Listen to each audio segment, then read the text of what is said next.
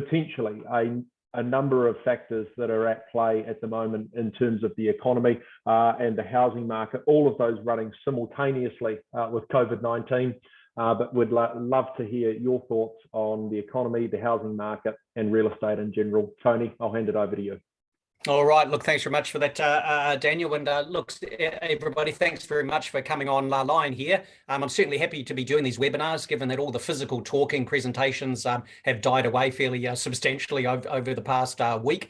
Thankfully, I'm happy a little bit for the rest because I've been traveling fairly extensively recently. So I'm taking the opportunity to get the fitness back up, shifting an old slip off the driveway. Lots of shovel work there, 2 hours a day involved with that one, and a decent bit of walking. But what's happening in the housing market at the moment? Well, yeah, things are obviously quite different from what was the case when we went into the previous nationwide lockdown back in the end of March of last year. And in next week's T-View Premium, and maybe in the Free Tony's View, I'll be writing about lockdown 1 versus lockdown 2. And maybe just as an example of how the attitudes of people are different. When lockdown 1 started, I had 2,000 people signed up for my weekly publication, spat out the other end after 7 weeks with 10,000 people signed up. People were just so massively uncertain about what was going on, and I pumped out a lot of information, a bit of reassurance, and focusing on insulating factors for the economy, etc. This time around, there is no trend change at all in the new subscriptions coming through. And some of the key differences, I guess, there are that now we know what happens during a lockdown, when a lockdown ends, sort of during a global pandemic, whereas last time around, we had not the foggiest idea. We had never seen it before. And so naturally, when a new, obviously negative thing comes along, we humans will always go to the most negative scenario. And so all around the planet back then, we're looking at stories of our economies will not get as big as they were pre-COVID for another 3 to 4 years. Unemployment rate in New Zealand might go to 10% or so. House prices might fall, 10 or 15%. House construction might fall, 20, 30%, or something like that. And I remember speaking about maybe turnover in the housing market could fall away 40% or something like that. And so we had all the negative thoughts out there, and people obviously changing their plans quite tremendously. But this time around, we know what happens when lockdown ends. We have a binge in the housing market. We have had a few weeks of saving, yet still getting our wages. And so we go on a spending binge generally with home renovations, etc. Eventually, we get employers scrambling to find staff. So you get a very tight labour market out of it. And of course, we get some strong increases in house prices also. And so those are some of the things we know. And of course, this time around, we have a vaccine and vaccination program underway. Last time, all the talk was, well, we've never developed a vaccine for the common cold or for a lot of other viruses out there. So look, we're probably not going to be able to vaccinate against this, and we're all going to end up sick in some degree, one way or the other. So it was all fairly negative. But we did see, of course, some pretty big moves taken by the authorities back then to insulate our economy against the effects of everybody thinking pretty negative there, and the loss of the foreign students, the loss of the international travel market as well. We had interest rates, which by the Reserve Bank were cut by 0.75%. This time, we don't have a cut in interest rates, and instead we have the central bank the day after lockdown say, well, we're going to raise interest rates, but we're just putting things on hold just for the moment. So totally different, completely the other way around when it comes to the interest rate dynamic for the period when we get out of lockdown this time versus last time. So let's put that on your negative list there in terms of why things won't soar. Also, last time the Reserve Bank removed LVRs. Well, they've not done that this time. The LVR minimum deposit for investors is higher than it was previously.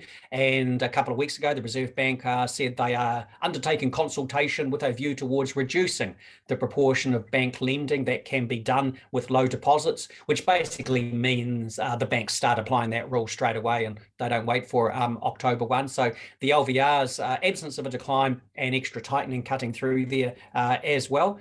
There's also no fresh closing of the borders. Last time around, that was a new fresh hit for the economy of the loss of the international travel, etc. Now it's absence of that, and again, a bit more of a movement towards, I guess we're all going to get vaccinated, most of us, and we will start traveling again, hopefully late this year. Maybe it's going to be late summer or so.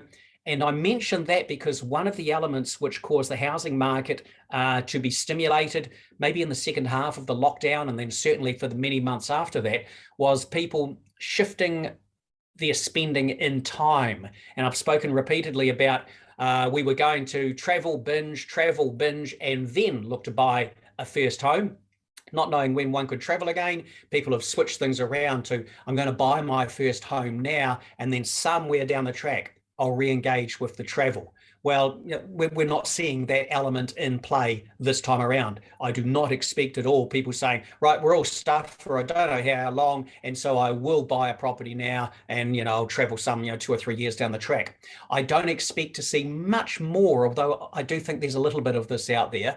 Last time we saw people going, right, I'm buying a holiday home. Can't travel, so I'm getting a holiday home. I actually think there is still a little bit of that out there. Speaking with real estate agent down in Queenstown earlier this week, and going gangbusters down there, basically.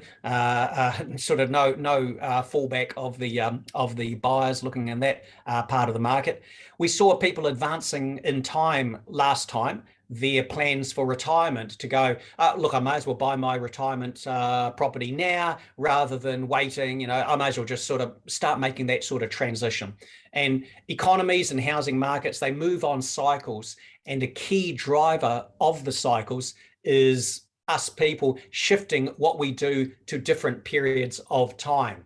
And the example there would be, normally if we have a recession, we will delay the purchase of a new house, renovations, spa, couch, motor vehicle, until we can see some light at the end of the tunnel for our jobs, for the economy. And so you get a dip in consumer spending and then a big recovery afterwards. We've seen, of course, exactly the opposite with all the extra money, $10 billion we Kiwis have had available from not traveling overseas. We've bought the spas and the home renovations, kayaks, surfboards, and all these sort of things. And I would suggest maybe some investment properties, and like I say, just houses generally. We're not going to see that sort of thing in play this time around. We're not seeing great expressions of concern from either the Reserve Bank or maybe more especially the Finance Minister in terms of, right, we need new stimulus programs to soak up jobs. We need to dig holes or dig new tunnels, or all that sort of thing. In some regards, the labour market, although going into this lockdown, same position of 4% unemployment as going into the previous lockdown, it's far tighter overall. Businesses will be extremely reluctant to lay anybody off, given that their biggest problem for many months has been they can't even keep the staff they've got. They can't get new staff within the country, and of course can't get people from overseas as well. So any labour market impact from this, I think, is going to be specifically related to businesses affected by the lockdown, so they can't trade, hospitality, that sort of thing, offset a bit by maybe someone doing extra courier jobs as we go back to doing some of our shopping online, etc. So I don't expect to see the slumping away in the lockdown this time of the sales, of the listings, and the prices by 3% over April, May last year. I don't expect to see that. And so I don't expect these to see the reversal of that once we get out of lockdown. I definitely do not expect to see the market shooting upward. Now, having said that, despite the absence of fresh cuts in interest rates, removal of LVRs, Reserve Bank probably from October 6 moving to raise the interest rates and get their tightening cycle underway. We have entered this with upward momentum in the housing market, not in terms of sales or listings, which seasonally adjusted have been falling still for the past 6 or so months. So now the sales have been edging down slowly. The listings, of course, 33% or so less than a year earlier. So, the whole FOMO has been coming back up again. And so if we look at the period of frenzy for the investors from August to February, I'd usually get in the survey I do with RENZ, ODZ, of the likes of yourselves, 80, 85, 90% of you saying, yeah, there's FOMO on the part of buyers, fear of missing out. After the March 23 tax changes, that fell away from about 90% to a low of 49% of you saying there's FOMO, which would have been about 4 months ago. In the survey I did 4 weeks ago, that was 66% FOMO. In the survey I've just sort of completed now, I'll start writing the results up maybe later today, it's 71%. All the responses from the latest survey I've done with REINZ received since we went into lockdown, because it was only sent out earlier this week, the request for anyone to do that. And FOMO has increased even further during this period of time.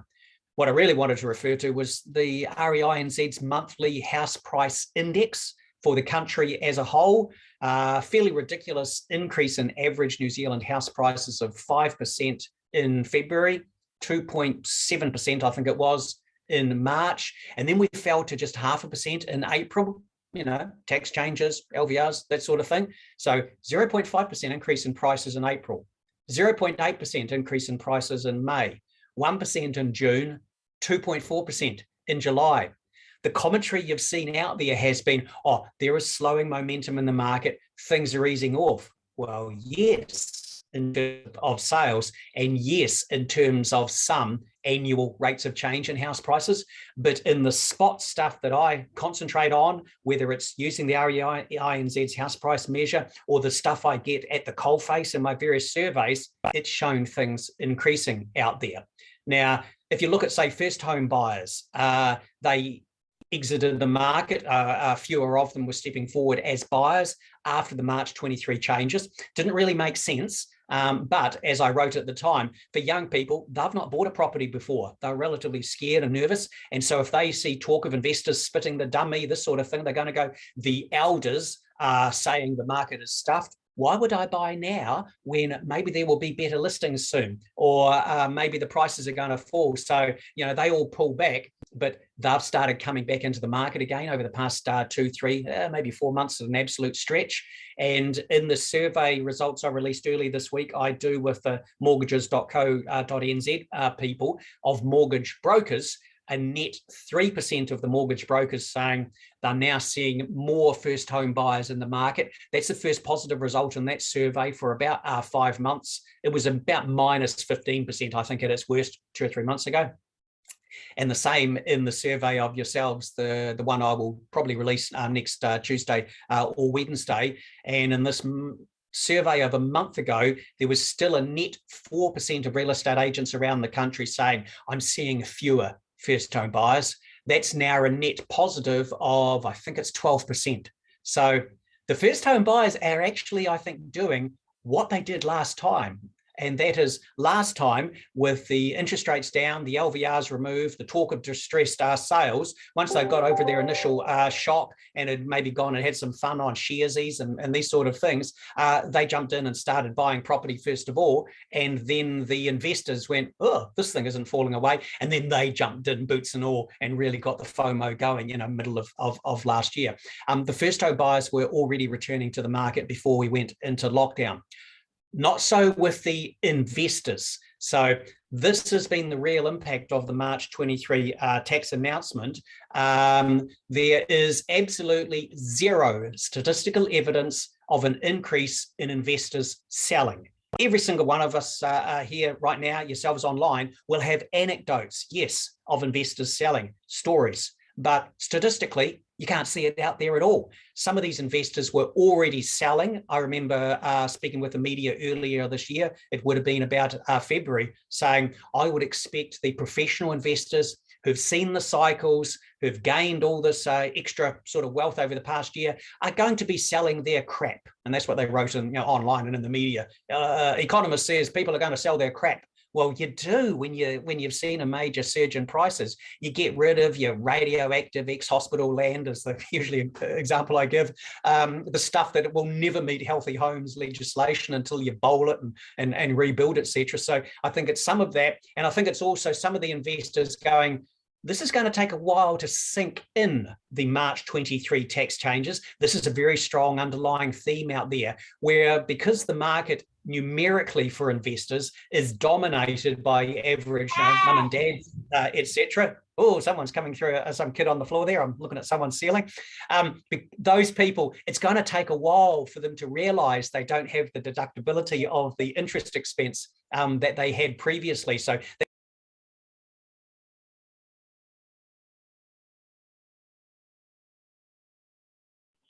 you've just gone on mute, Tony.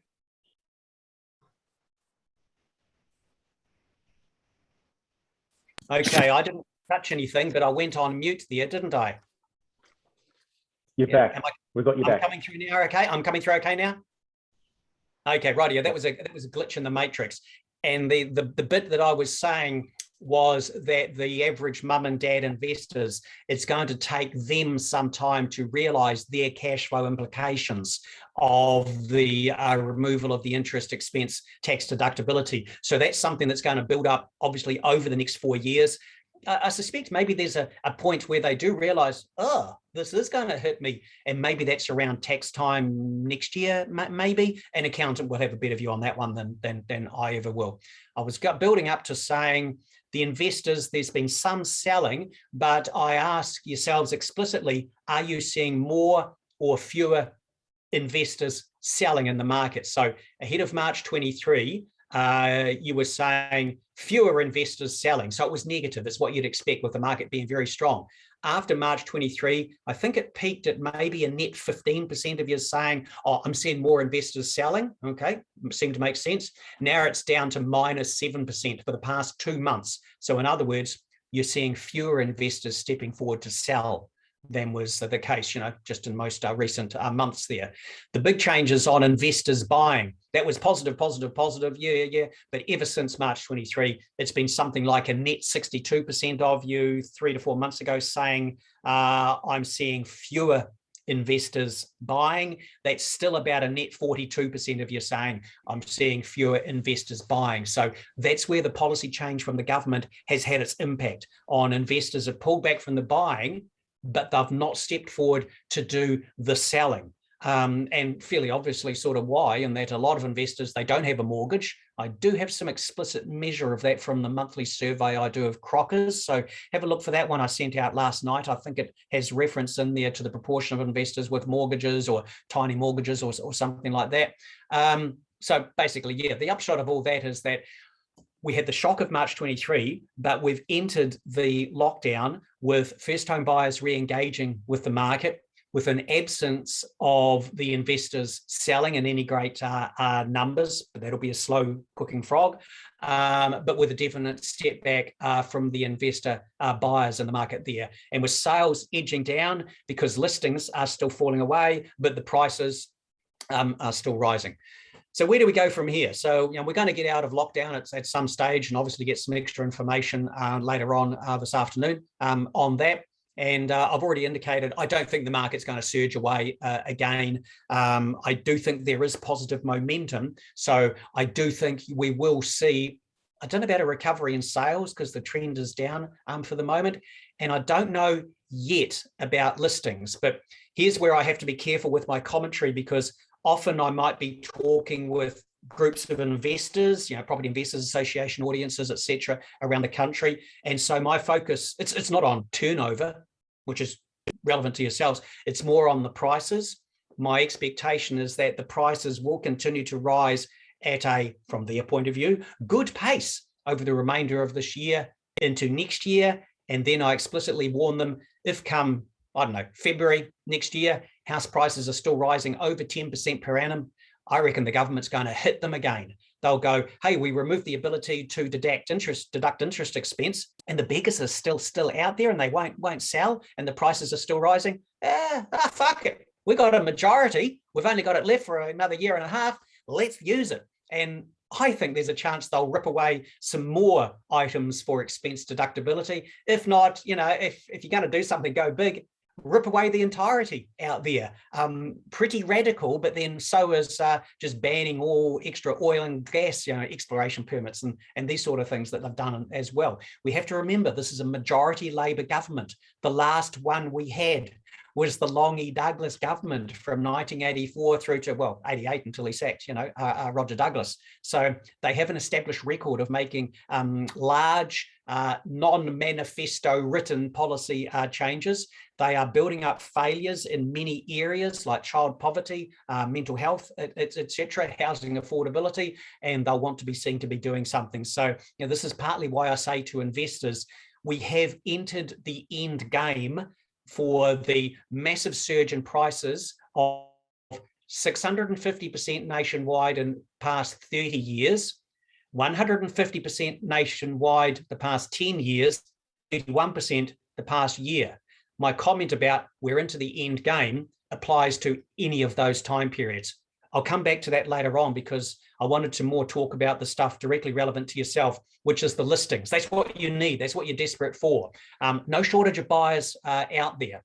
Well, as you'll know, one reason the listings are so short is because the vendors are going, well, why would I sell now when I have seen the prices rise 5% nationwide since the March 23 announcement? Clearly, prices are still going up. Maybe time's on my side. I've got the same job. I do not need to change cities to get another job. And so at the moment, the vendors simply see no great reason to sell. But at some point, the vendors will go, yeah, I'm not so confident about the prices going up anymore. What the hell? Let's just get on with our lives. And they will capitulate. Sometimes we've spoken about capitulation is the property is on the market and you think you've negotiated a deal and they'll go, yeah, nah, I reckon there's another 50,000 sitting in that. And so you go, oh, for Christ's sake, you could have mentioned that right at the start. There'll be that element, but I'm thinking more in terms of we'll get on with our lives. We will put our property on the market. And one element, once that gets rolling, will be, oh, okay, I'm no longer worried if I sell, I won't be able to buy or I won't be able to rent. And so I think the adjustment which is going to come around over the next, let's try and be safe on this, let's say 12 months, is the availability of listings will improve for a variety of reasons.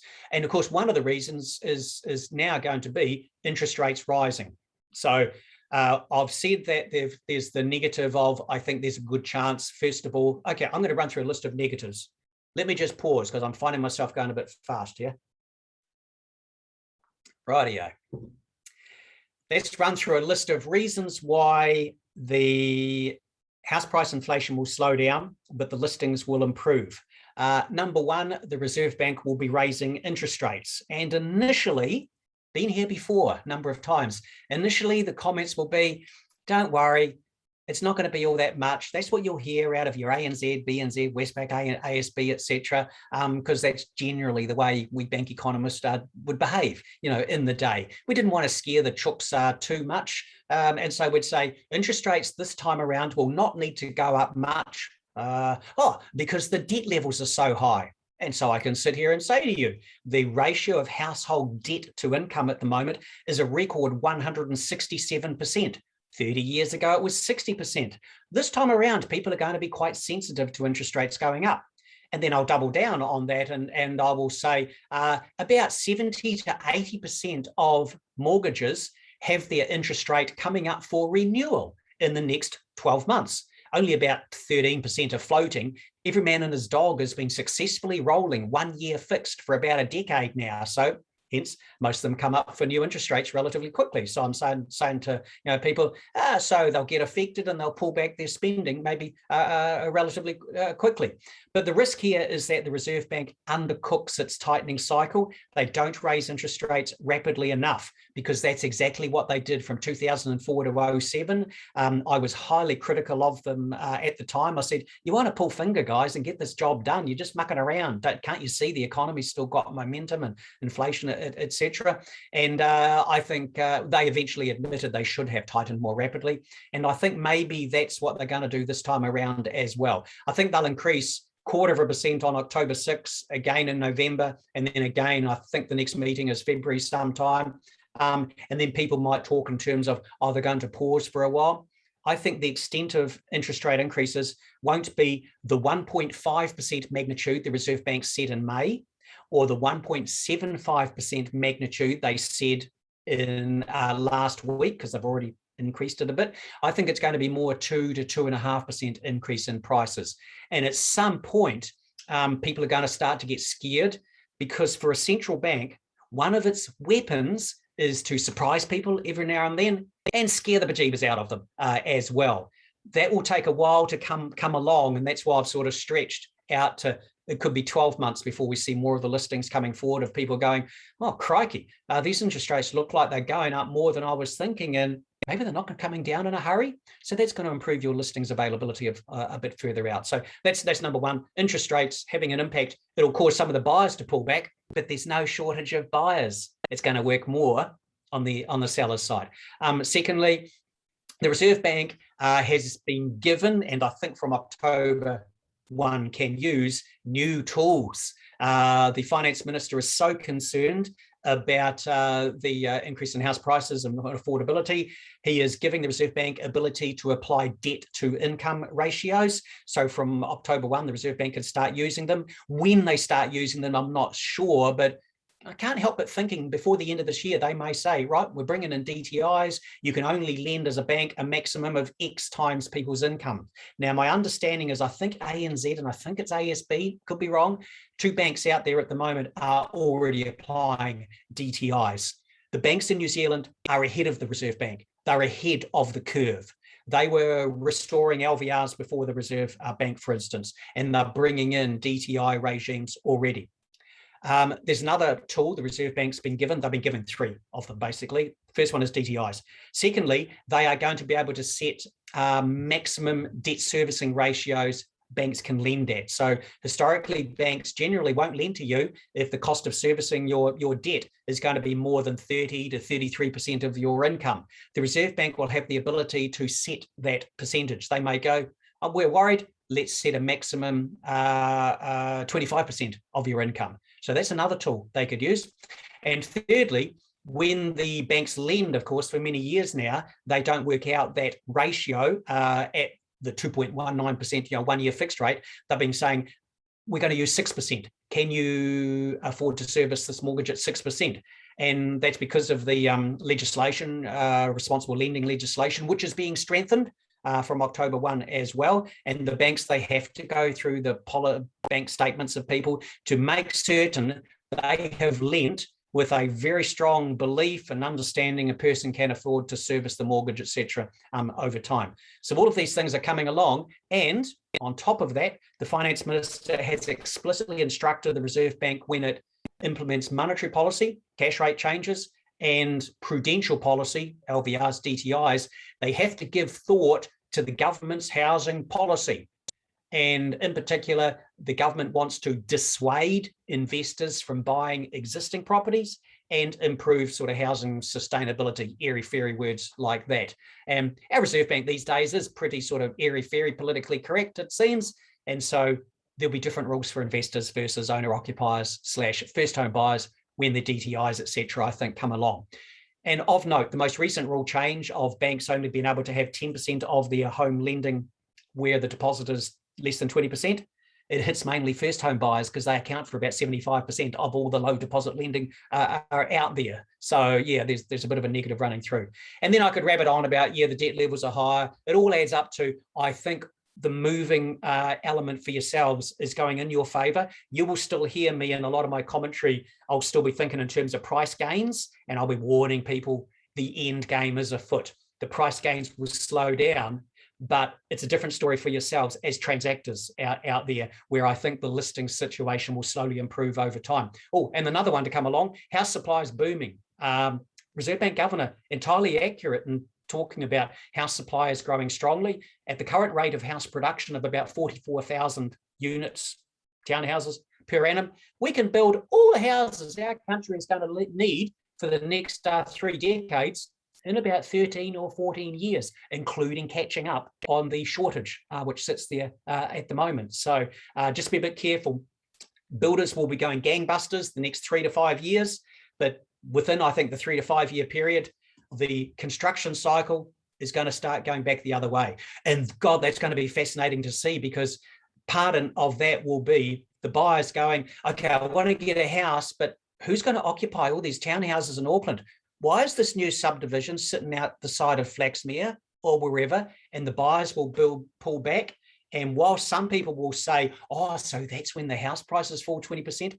No. What will happen will be the supply will fall away. We will pull our orders to the builders. So when I make that comment about the house construction cycle, I'm mainly aiming it at the builders, just warning, you've seen this before, you go up something wicked, and then there's a big correction on the downside. And I just warn them, be wary in maybe 3 to 5 years' time. Now, I could rabbit on for quite some time, but why don't I just knock it on the head there, and we'll open it all up for questions and comments and see how we can make it all a bit more relevant there, Daniel. So if people have been texting through any questions or whatever, go for your life. Yeah, great. Thanks, Tony. We've actually got one from Paul, and Paul asks, what effect has the 100,000 plus returnees had on the market? Do we know if these people have rented, bought, or gone back into the home that they were renting out when they left New Zealand? Okay, yeah, we have no data on that sort of thing at all. My main comment with regard to people coming back to New Zealand or not leaving is more about we Kiwis, we're so far up our backsides with regard to handling the COVID-19, the eradication strategy is so successful. We decided early on, those traitorous 1 million Kiwis overseas who have gone to earn the big bucks in London or in the mines in WA, silly bastards, bet they wish they were back here now, they're going to come back, and they're going to come back for lifestyle. They're going to come back and buy property. Well, I'm not stupid. I'm going to buy anything before these pricks come back to New Zealand. And so we've bought up the land, we've bought up the properties in expectation. So it doesn't matter what the numbers have actually been, we expected they will be coming back, and we are wrong. If I'm overseas, if I'm a Kiwi and I'm one of the 650,000 in Australia or the 70,000 or so in London, I'm there for two reasons. Number one, to get away from my damn family, because don't really like that lot. And why would I come back to New Zealand when I'll have to doss down with them for 3 months, or who knows how long it would be given the housing situation? And why would I leave Australia when there is massive demand for staff in the care sector, aged care, healthcare, early childcare, mental health care, etc.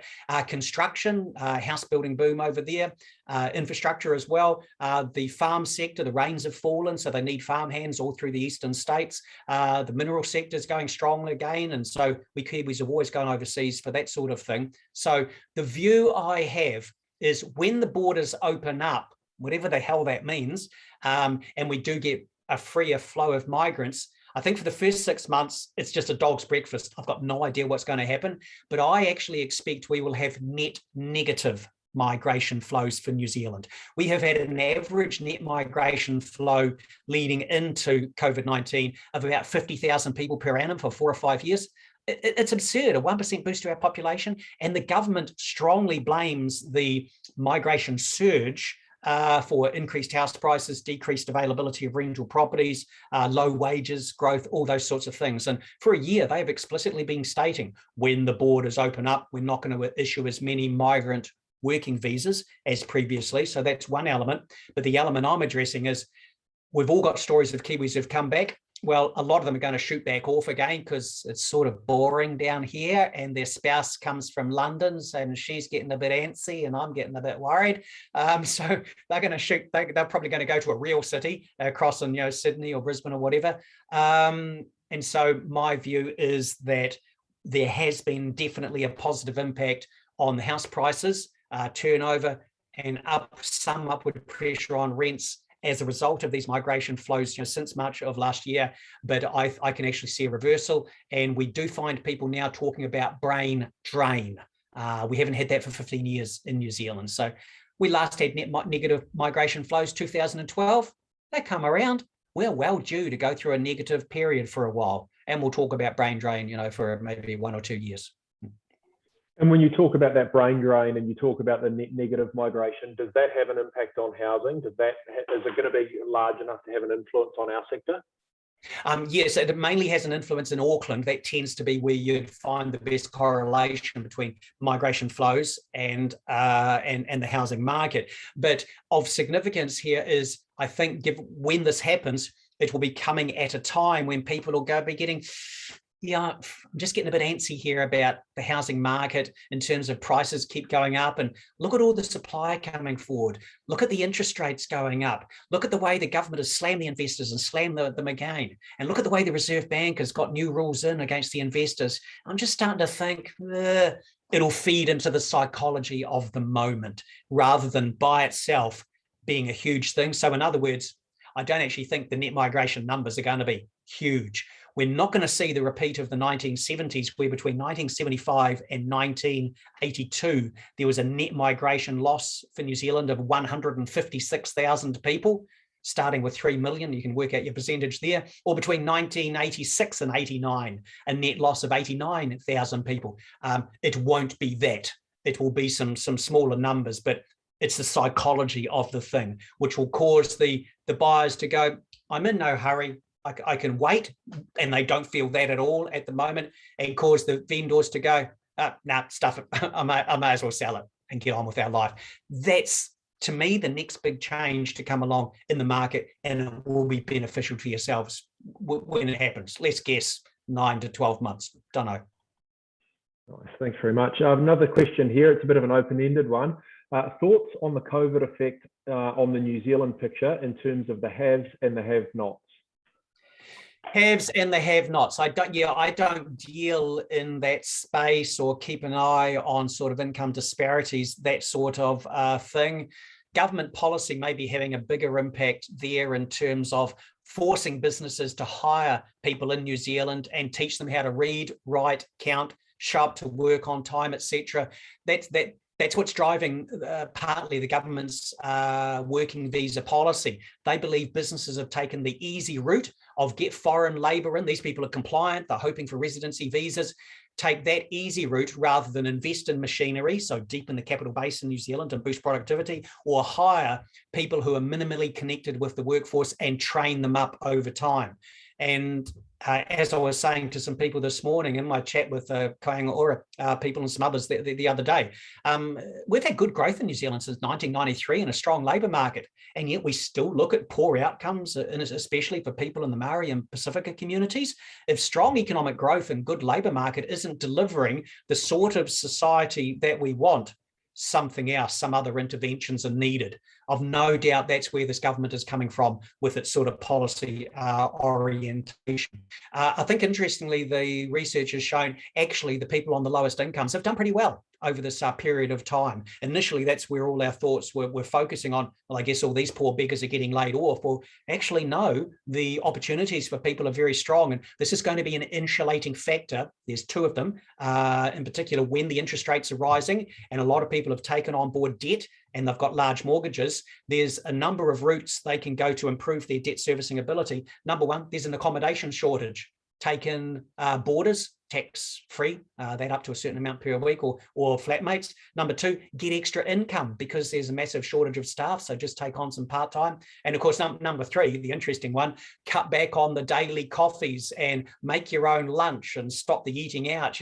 Huge savings are going to come along. I was going to release the results today of a survey I did of people in regards to how do you handle high interest rates? And so I've got all the results. It's all written up. I'm going to wait until the Reserve Bank actually releases before doing that, and it will contain that information. So that's just some thoughts, but I don't find myself in a position to offer anything truly insightful on the income disparities in New Zealand.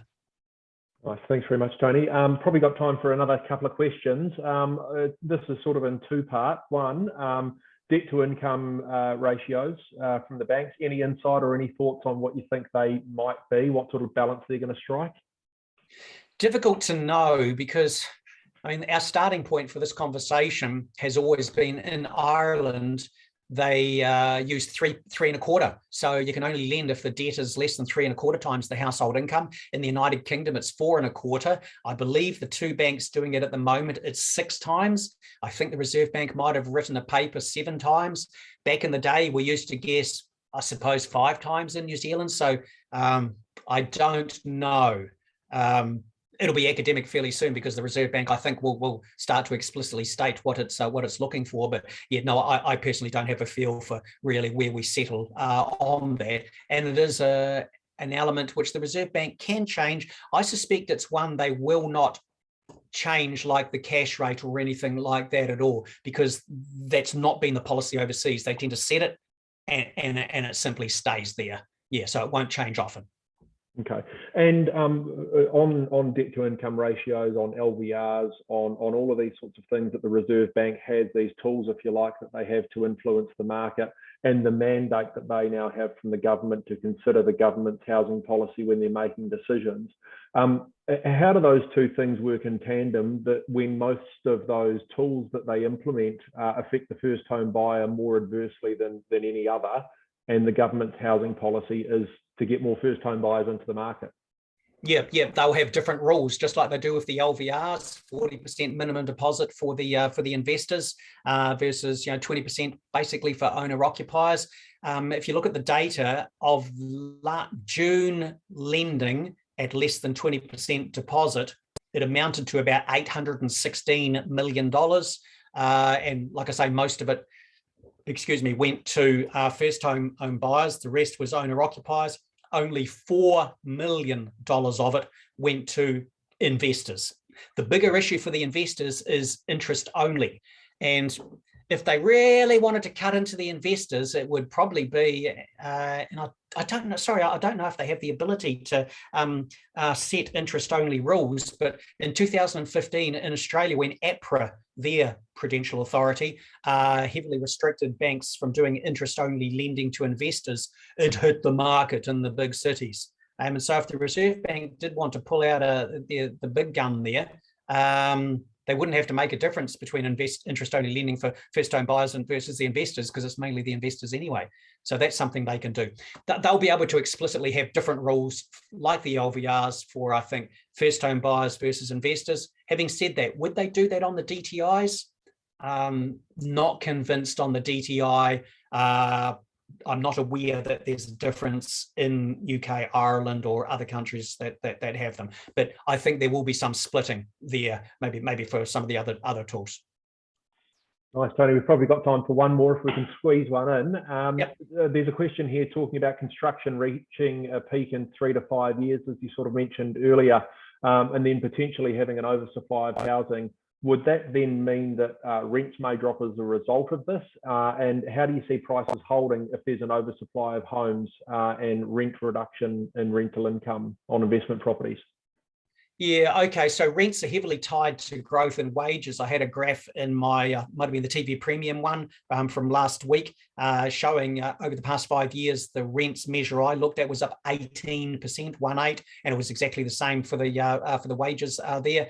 But yeah, if you've got a big supply of property, we know from just regional experience around New Zealand, you will get an impact on rents. So yeah, I expect rental growth is going to be heavily contained in the future, with increased number of properties to be available to be rented out or sold off.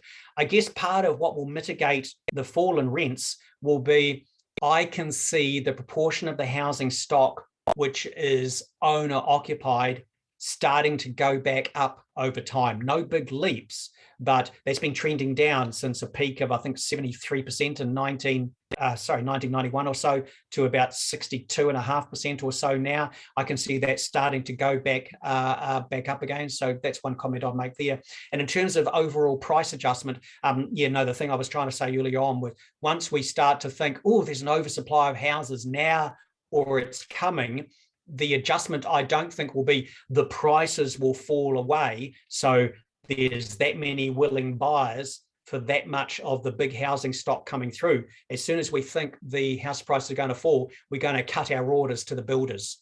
We're going to start selling off some of our spec sections, etc. The biggest price adjustment will be in the sections when that comes along, less so for the house prices, because the new supply will drop away. that's why my warning when we reach that sort of point is to the builders, that they'll start falling over the more recent undercapitalized ones in that 3 to 5 year time frame, rather than the house prices do a 20 or 40% adjustment and housing affordability is fine in New Zealand again. Yeah. Very good. Thank you so much, Tony. Really appreciate it. Appreciate you sharing all of your insights this morning. You referenced on a number of occasions surveys that you do, and also your Tony's View and Tony's View Premium. For those of us that are on the call that aren't subscribed, where can they go to find it? Where can they go to sign up? Yeah, okay. Just go to tonyalexander.nz, real basic website. Go to this website one time and you can just sign up on the front page to receive my free weekly Tony's View, and don't go back again because it's crap. I do not have a website-based offering. You'll understand when you see the piece of crap that it is. But if you're really interested, you can also pay $110 for the year and you get the T-View Premium, where I write a lot more. And just for your guide, for some time I've been wanting to write a bit more on specific locations around New Zealand. And so I'm going to run an experiment where I'll specifically write about Auckland broken into the old, 6 or 7 cities and districts.